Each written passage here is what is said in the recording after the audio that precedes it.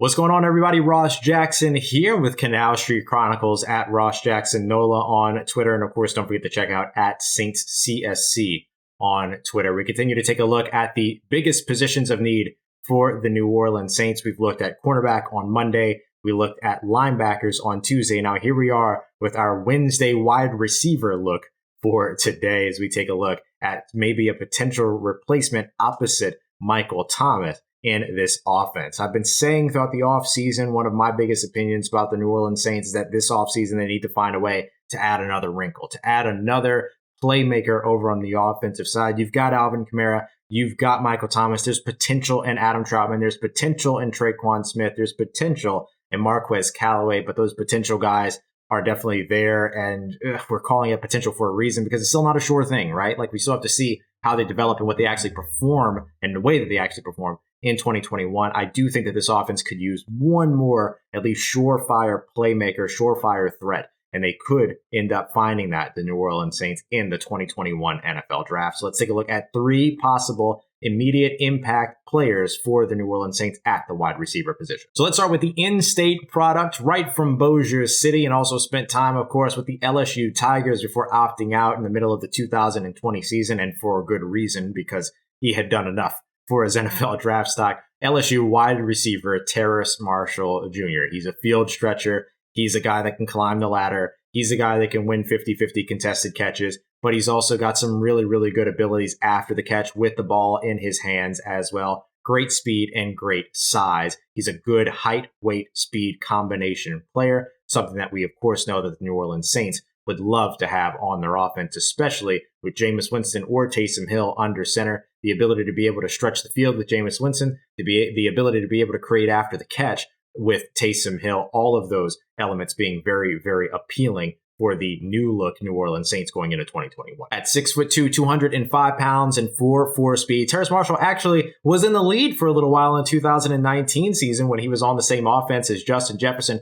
and Jamar Chase, but dealt with some injuries during that time. So certainly medical checks will become important when it comes to Terrace Marshall. And in 2020, racked up 10 touchdowns during that time, averaged just over 14 yards per catch. Absolute dynamic playmaker, absolute dynamic field stretcher for the LSU Tigers. Not having Joe Burrow throwing to him, still finding a ton of success in the 2020 season before he decided to opt out. And again, I do think that was the right choice for him. He had raised his stock about as much as he could at this point in the offense and the team that he was a part of. So it made a lot of sense for him to opt out and focus on his preparation for the NFL draft, especially when it came down to medicals and everything that were included in his evaluation. That should still be included in his evaluation as he enters the NFL here. Smart choice to take that time to be able to heal up and get ready for the NFL draft. I think that he, as a complement to Michael Thomas, could be a ton of fun for this New Orleans Saints offense. You get a big target just like you have in Michael Thomas, but you get somebody that is a big play machine that does have the ability to separate, which is something we'll have to see translate at the NFL level, of course, but does also have the ability to get deep down the field and help to open up this offense a little bit, as the Saints will, I think, remain fairly conservative for the most part when it comes to their offense, but certainly will be looking for opportunities to stretch the field and attack downfield. Terrace Marshall allows them to do that right off the bat. The next receiver that we'll take a look at has been considered a gadget receiver, but I think the guy is just an absolute playmaker, has a lot of versatility, much like Terrace Marshall, who can play both inside and outside. Let's take a look next at Cadarius Tony, the 5'11", 194-pound wide receiver out of Florida. He's somebody that is absolutely electrifying with the ball in his hand and can do anything. He can play inside. We'll have to see if he can translate outside to more of a Z flanker role. He does have some issues and struggles a bit in releasing and his releases when he's met by a press man corner. But if you give him the opportunity to play off the line of scrimmage a little bit, you help to sort of offset that as he continues to develop in his releases. He really, really developed as a route runner in the 2020 season. And so you have all of those tools, but you also have somebody you can line up in the backfield. He's got 66 carries in his career. He can throw the ball as well. So he just feels like somebody that is just so much fun for this New Orleans Saints offense and for Sean Payton. One of the Draft Network guys, good friend Trevor Sikkema, ended up actually saying at one point that Cadarius Tony would be, quote, objectively hilarious in a Sean Payton offense. And I absolutely agree with that. I mean, you talk about introducing a new wrinkle, introducing a playmaker. Cadarius Tony could absolutely be that guy. It'll be a little bit interesting to see where he goes, because some NFL teams may view him as more of a slot receiver than an outside receiver. which could cause him to fall out of the first round or continue to be out of the first round. But if one team falls in love with the guy and they feel that he could contribute from multiple places along this offense, including being a boundary receiver or a perimeter wide receiver, then he could end up falling into the bottom of the first round, where the Saints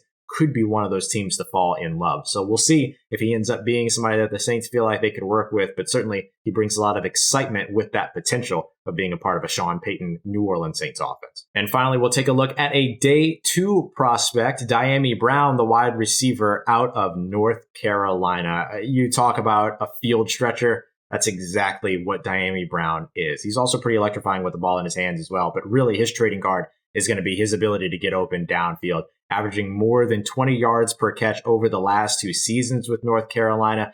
This is a guy that you look at as a potential to really have a fit with the changing of the guard for the New Orleans Saints. Maybe Diamy Brown isn't the best Drew Brees wide receiver, but perhaps he is a fantastic Brashad Breeland-like, Chris Godwin-like type of receiver to be able to attack down the field for a guy like Jameis Winston or for Taysom Hill. That's one of the things that I'm really interested to see, is how the change at quarterback changes prototypes, if at all, for the New Orleans Saints at the wide receiver position. Now, he's close enough when it comes to the prototype, 6 foot, 190 pounds, a little bit underweight. Usually you look at the Saints going a little bit above 6'1", a little bit above 200 pounds, but he's not super far off. So even if they do venture away from the prototype at the position, this is not a far venture, and it's not a first round pick either. So you can afford to maybe take a little bit of a risk here, even though it is still an early second round selection. He had 50 plus catches and over 1,000 yards in each of the last 2 seasons, and also added a total of 20 touchdowns over those 2 seasons as well. The guy's just simply